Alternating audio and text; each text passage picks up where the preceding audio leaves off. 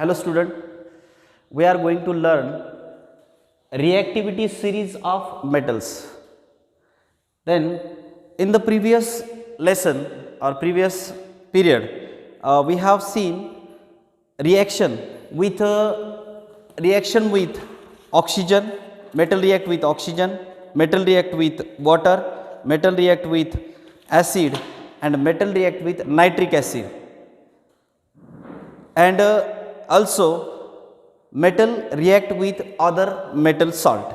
These reactions we have seen in the previous lesson or previous period. Now today reactivity series of metals, all metals reactivity is not same. म्हणजे सर्व मेटलची reactivity ही सारखी नसते. This reactivity does not depends on the reaction of metals with oxygen, the reaction of metals with water, the reaction of metals with acid or nitric acid or other metal salts.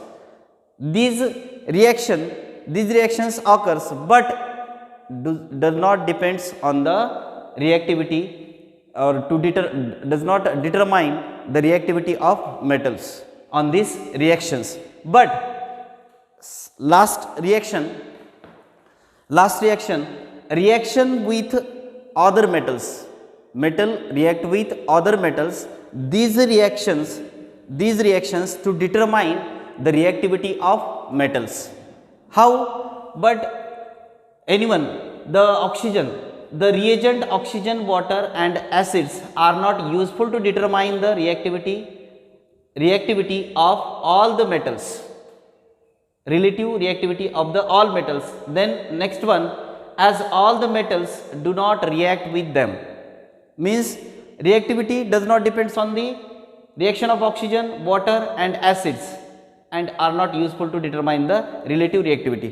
म्हणजे या ठिकाणी काय सांगते की आपण all मेटलची रिएक्टिव्हिटी ही सारखी नसते. हे कशावरून आपल्याला सांगता येत नाही, डिटरमाइन करता येत नाही. तर रिएक्शन ऑफ ऑक्सिजन सोबत जर रिएक्शन झाली त्याच्यावरून, किंवा वॉटर सोबत रिएक्शन झाली, किंवा ॲसिड सोबत जर रिएक्शन झाली, तर या रिएक्शनवरून आपण त्याची रिएक्टिव्हिटी काय करू शकत नाही, डिटरमाइन करू शकत नाही, फाइंड आउट करू शकत नाही. पण ही कशावरून करतो फाइंड आउट? मग जर आपण मेटलची रिएक्शन त्याच्या अदर मेटलच्या सॉल्ट सोबत जर केली तर त्याच्यावरून आपल्याला ही रिएक्टिव्हिटी काय करता येते, डिटरमाइन करता येते. म्हणजे त्या ठिकाणी शेवटी आपल्याला सेंटेन्स लिहिलेले, reactivity depends upon the displacement reaction. It means that the metal react with metal salt solution. म्हणजेच हा मेटल आपण दुसऱ्या मेटल सॉल्ट सोबत जर रिॲक्ट केला, जर रिॲक्शन जर घडून येत असेल तर कोणती येते, मेटल सॉल्ट ऑफ मेटल ए. म्हणजे ए मेटलची रिॲक्शन मेटल सॉल्टच्या बी मेटल सोबत जर झाली तर रिॲक्शन जर घडून आली, for example, it means that, याचा अर्थ असा होतो की मेटल सोल्युशन कशाचं तयार होतं, मेटल सॉल्टचं सोल्युशन कशाचं तयार होतं, ए मेटलचं सॉल्ट सोल्युशन तयार होतं. बट बी मेटल हा काय होतो, वेगळा होतो. कशापासून? मेटलच्या सॉल्टपासून. म्हणजे या ठिकाणी एक डिस्प्लेसमेंट रिॲक्शन घडून आली. म्हणजे या ठिकाणी आपल्याला रिॲक्टिव्हिटी जर डिटरमाइन करायची असेल मेटलची, तर आपल्याला डिस्प्लेसमेंट रिॲक्शन, म्हणजेच डिस्प्लेसमेंट रिॲक्शनमध्ये आपल्याला कोणते घ्यावं लागतील, रिॲक्टंट मेटल घ्यावा लागेल आणि त्याच्यामध्येच दुसऱ्या मेटलचा सॉल्ट घ्यावा लागेल. त्याच्यावरूनच आपल्याला काय करता येते, ही रिॲक्टिव्हिटी ठरवता येते. या ठिकाणी काय सांगते मग, या रिॲक्टिव्हिटीवरून आपल्याला जवळपास 3 ग्रुप याच्यामध्ये रिॲक्टिव्हिटीचे आपल्याला या ठिकाणी पाडता येतात. त्यामध्ये कोणकोणते आहेत या ठिकाणी रिॲक्टिव्हिटी सिरीज तुम्हाला दिलेली या ठिकाणी. कोणती रिॲक्टिव्हिटी सिरीज आहे, तर potassium, sodium, lithium, calcium. These are the highly reactive metal and these metals react with cold water, only cold water सोबत हे रिॲक्ट होतात. देन नेक्स्ट ग्रुप कोणता आहे, तर magnesium, aluminium, zinc, iron, tin and lead. These are the medium reactive metal. These metals do not react with cold water. These metal react with magnesium, only react with hot water. Then aluminium, zinc, iron, tin, lead, these metals do not react with cold water, hot water, but it react with steam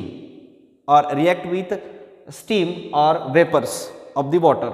Then copper, mercury and silver, these are the low reactive metal. These metals do not react with water, cold water, hot water or water vapors, but This is a very low reactive metal. Potassium is a very high reactive metal. High reactive metal. In the series, reactivity series, at the top of this series, potassium is a highly reactive metal than the sodium, lithium and calcium. Calcium पेक्षा, sodium पेक्षा, lithium पेक्षा potassium हा सर्वात जास्त reactive metal आहे. त्याच्यानंतर sodium हा त्याच्या सेकंड नंबर. म्हणजे ही जी रिएक्टिव्हिटी सिरीज आहे तर याच्यामध्ये रिएक्टिव्हिटीमध्ये काय होत जाते की टॉप टू बॉटम रिएक्टिव्हिटी काय होत जाते, डिक्रीज होत जाते. म्हणजे या ठिकाणी हायली रिएक्टिव्ह पोटॅशियम आहे, त्याच्यानंतर लो रिएक्टिव्ह असणारा, त्याच्यापेक्षा लो रिएक्टिव्ह असणारा सोडियम आहे, त्याच्यानंतर लिथियम आहे, त्याच्यानंतर कॅल्शियम आहे. हे सगळ्यात हायली रिएक्टिव्ह असणारे 4 मेटल आहेत, हायली रिएक्टिव्ह मेटल. त्याच्यानंतर मीडियम रिएक्टिव्ह मेटल म्हणजे ह्या 4 मेटलपेक्षाही कमी रिएक्टिव्हिटी असणारा मॅग्नेशियम आहे. मॅग्नेशियमपेक्षा कमी रिएक्टिव्ह असणारा, लेस रिएक्टिव्ह असणारा ॲल्युमिनियम, ॲल्युमिनियमपेक्षा झिंक, झिंकच्या नंतर कमी रिएक्टिव्ह असणारा आयर्न, टीन, लीड. हे काय रिएक्टिव्हिटी काय होत जाते, डिक्रीज होत जाते टॉप टू बॉटमला. आणि gold is a noble metal. These are very very low metal, low reactive metal. These metals do not react with any other or does not affect on this gold, acid, environment, air and oxygen. म्हणजे या गोल्डवरती कुठल्याही इन्व्हायरमेंटमधल्या कुठल्याही कंटेंटचा याच्यावरती काय होत नाही, effect होत नाही, रिॲक्ट होत नाही. म्हणून याला काय म्हणतो आपण, व्हेरी लो किंवा याला नोबल मेटल असेही म्हणतात. लक्षात. तर या ठिकाणी हे झालं तुमचं रिॲक्टिव्हिटी सिरीज. ही तुम्हाला समजली असेल. याच्यावरून आपल्याला काय पडतंय की रिॲक्टिव्हिटी सिरीजचे काय ग्रुप पडतात. यामध्ये पहिला ग्रुप आहे highly reactive metals. Highly reactive मेटलमध्ये हे पहिले 4 ग्रुप येतात. कोणता, potassium, sodium, lithium, calcium, highly reactive मेटलमध्ये. त्याच्यानंतर मॉडरेटली रिॲक्टिव्ह मेटल किंवा मीडियम रिॲक्टिव्ह मेटल म्हणते याला मीडियम रिॲक्टिव्ह मेटलही म्हणतात किंवा मॉडरेटली रिॲक्टिव्ह मेटल असंही म्हणतो आपण. याच्यामध्ये येतात कोणकोणते मेटल येतात मग, मॅग्नेशियम, ॲल्युमिनियम, झिंक, आयर्न, टीन, लीड. ही काय येतात यामध्ये, या मीडियम रिॲक्टिव्ह किंवा मॉडरेटली रिॲक्टिव्ह मेटलमध्ये येतात. त्याच्यानंतर लेस रिॲक्टिव्हमध्ये कोणते येतात, तर लेस रिॲक्टिव्हमध्ये येतो कॉपर, मर्क्युरी आणि सिल्वर हा येतो. म्हणजे या ठिकाणी आपल्याला 3 ग्रुप या ठिकाणी पाडलेले आहेत रिॲक्टिव्हिटी सिरीजमध्ये. टॉप टू बॉटम हे रिॲक्टिव्हिटी सिरीज. टॉपला सिरीजमध्ये हायली रिॲक्टिव्ह असतात, मिडलला मीडियम रिॲक्टिव्ह असतात किंवा मॉडरेटली रिॲक्टिव्ह असतात आणि लोला म्हणजेच लोअर साईडला लो रिॲक्टिव्ह मेटल असतात. लक्षात. या ठिकाणी आपली ही रिॲक्टिव्हिटी सिरीज आपण या ठिकाणी पाहिली. मेटलची रिॲक्टिव्हिटी सिरीज कशावर डिपेंड असते. आपण कोणकोणते पॉईंट पाहिले याच्या अगोदर, आपण कोणते पॉईंट पाहिले की केमिकल प्रॉपर्टीज ऑफ मेटल, मेटलच्या केमिकल प्रॉपर्टीज पाहत होतो आपण.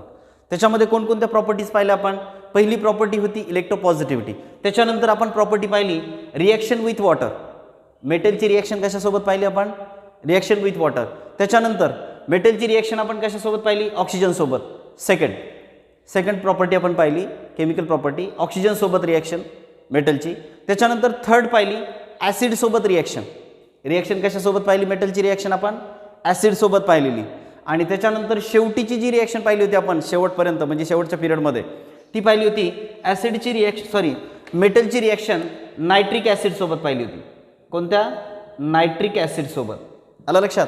आणि त्याच्यानंतर त्याच्यामध्येही आपण ही रिॲक्शन पाहिली होती डिस्प्लेसमेंट रिॲक्शनमध्ये पाहिलं होतं मेटलची रिॲक्शन अदर नॉन मेटलच्या सॉल्टसोबत.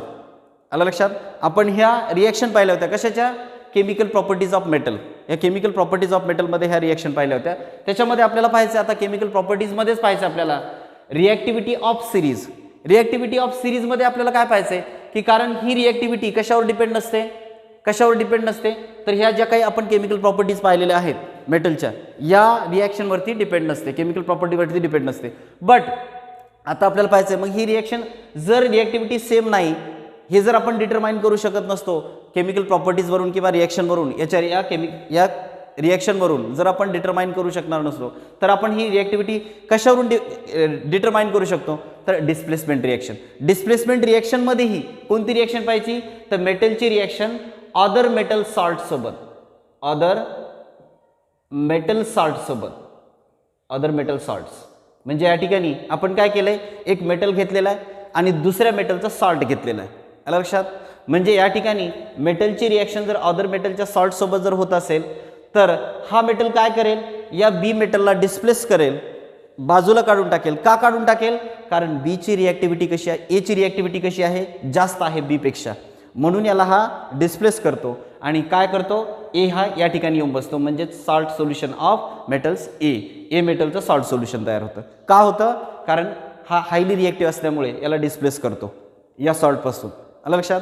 आणि नंतर काय करतो, याला सेपरेट करून टाकतो बी करून. म्हणजे हा बी हा लेस रिॲक्टिव्ह असल्यामुळे, म्हणजे रिॲक्टिव्हिटी कशावर डिपेंड आहे, तर डिस्प्लेसमेंट रिॲक्शनमध्ये कोणती रिॲक्शन पाहिली आपण, मेटलची रिॲक्शन अदर मेटलच्या सॉल्टसोबत पाहिली. यावरून आपण या ठिकाणी म्हणजे या ठिकाणी ही रिॲक्टिव्हिटी आपण या ठिकाणी रिॲक्टिव्हिटी बार या ठिकाणी आपल्याला दिलेला आहे, रिॲक्टिव्हिटी सिरीज दिलेली आहे.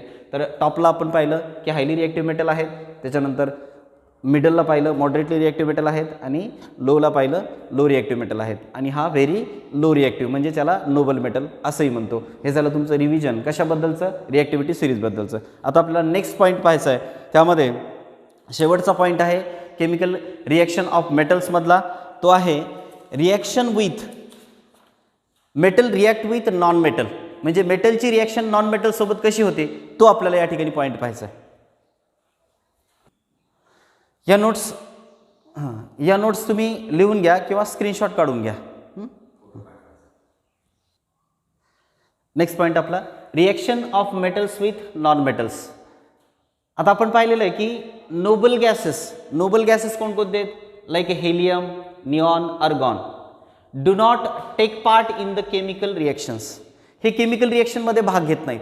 का घेत नाहीत, because it is a completely fulfilled of its orbits. याच्या ऑर्बिट कशा असतात, फुलफिल्ड असतात, कम्प्लिटली फुलफिल्ड असतात, म्हणून हे कसे आहेत, स्टेबल आहेत म्हणून याला आपण काय म्हणतो, नोबल गॅसेस आहेत. लक्षात. आपल्याला रिॲक्टिव्हिटी कशावर डिपेंड असते, आता मेटल आणि नॉन मेटल कशाला म्हणतो हे तुम्हाला सांगितलेलं आहे. काय नॉन मेटल म्हणजे काय, those elements to donate the electron and it acquires electropositive. म्हणजे जे एलिमेंट काय करतात, इलेक्ट्रॉन डोनेट करतात आणि त्याच्यावरती पॉझिटिव्ह चार्ज येतो, कॅशाइन क्रिएट होत असतो, दॅट इज द मेटल्स. त्यालाच काय म्हणतो आपण, मेटल्स म्हणतो.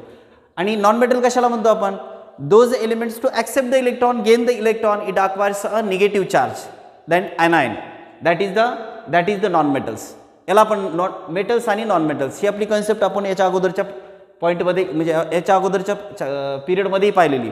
तर यामध्ये काय करायचं आहे आपल्याला, मेटल्स हा आता या ठिकाणी मेटल्स हा सोडियम घेतलेला आहे आणि नॉन मेटल हा क्लोरीन घेतलेला आहे.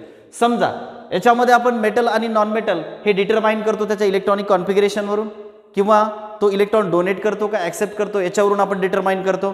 त्याच्यानंतर रिॲक्टिव्हिटी डिपेंड कशावर असते, आता आपण याच्या अगोदरचा पॉईंट पाहिला, रिॲक्टिव्हिटी डिपेंड कशावर असते, तर रिॲक्टिव्हिटी डिपेंड असते त्याच्या इलेक्ट्रॉनिक कॉन्फिगरेशनवरून. इलेक्ट्रॉनिक कॉन्फिगरेशनमध्ये काय काय इन्क्लूड होतं, तर त्याच्यामध्ये असणारे व्हॅलेन्स इलेक्ट्रॉन, आउटर मोस्ट सेलमध्ये असणारे व्हॅलेन्स इलेक्ट्रॉन, आणि नंबर ऑफ ऑर्बिट्स. या दोन गोष्टीवरती काय डिपेंड असते, रिॲक्टिव्हिटी डिपेंड असते. कशाची, मग ती मेटलची असेल किंवा नॉन मेटलची असेल. लक्षात. तर या ठिकाणी आपण पाहतोय पॉईंट कोणता, रिॲक्शन कशाची पाहिजे, मेटलची रिॲक्शन नॉन मेटल सोबत पाहिजे. म्हणजे या ठिकाणी आपण मेटल सोडियम मेटल घेतला, सोडियम मेटल क्लोरीन सोबत ज्याची रिॲक्शन झाली आणि आयोनिक कंपाऊंड झाला. म्हणजेच मेटल काय करतो, एक इलेक्ट्रॉन क्लोरीनला देतो, कारण क्लोरीनला एक इलेक्ट्रॉन दिल्याच्या नंतर means sodium metals to donate the one electron to the chlorine and chlorine acquires electronic configuration like a noble gases. म्हणजे नोबल गॅसेस सारखा हा इलेक्ट्रॉनिक कॉन्फिगरेशन अक्वायर करतो. आणि हा पण सोडियम पण काय करतो, मेटल पण काय करतो, इलेक्ट्रॉन डोनेट करून नोबल गॅसेस सारखंच नोबल गॅसेसचं जे इलेक्ट्रॉनिक कॉन्फिगरेशन असतं त्या इलेक्ट्रॉनिक कॉन्फिगरेशन सारखं काय करतो, इलेक्ट्रॉनिक कॉन्फिगरेशन अक्वायर करतो. लक्षात. म्हणजे या ठिकाणी हे दोघंही स्टेबल होतात, पण कधी होतात, when they are combined to each other, when sodium donate the electron and chlorine accept the electron and it acquires a cation and anion. Sodium acquires cation and chlorine acquires anion and they are combined to each other, they are attracted to each other and to form a ionic compound. Which compounds, NaCl तयार होतो. म्हणजे अशा पद्धतीनं मेटलची reaction non metal सोबत कधी होते, जेव्हा हा मेटल काय करतो, इलेक्ट्रॉन डोनेट करतो आणि नॉन मेटल ॲक्सेप्ट करतो, इलेक्ट्रॉन ॲक्सेप्ट करतो. आणि त्यानंतर सोडियम म्हणजे मेटलवरती पॉझिटिव्ह चार्ज येतो आणि नॉन मेटलवरती निगेटिव्ह चार्ज येतो. असे आयन्स क्रिएट होतात आणि आयन्स क्रिएट झाल्यामुळे त्याच्यामध्ये आयोनिक बॉन्ड क्रिएट होतो. They are electrostatics force of attraction between them और between these two metals and non metals and to form a ionic compound. Some examples given here. For example, magnesium is a metal, then chlorine also non-metal. They are react with each other and to form a ionic compound, magnesium chloride. Then potassium react with, potassium is a metal and chlorine is a non-metal. Potassium react with chlorine, then to form a which compound? Potassium chloride ionic compound is formed here. This is the reaction of metals with non metals. म्हणजे reaction आपल्याला मेटलची reaction non मेटलसोबत कशी करायची, कशी होते, कशावरून होते हे आपण या ठिकाणी या पॉईंटमध्ये पाहिलेले. या ठिकाणी या नोट्स लिहून घ्या किंवा स्क्रीनशॉट काढून घ्या. या ठिकाणी थांबूया आपण.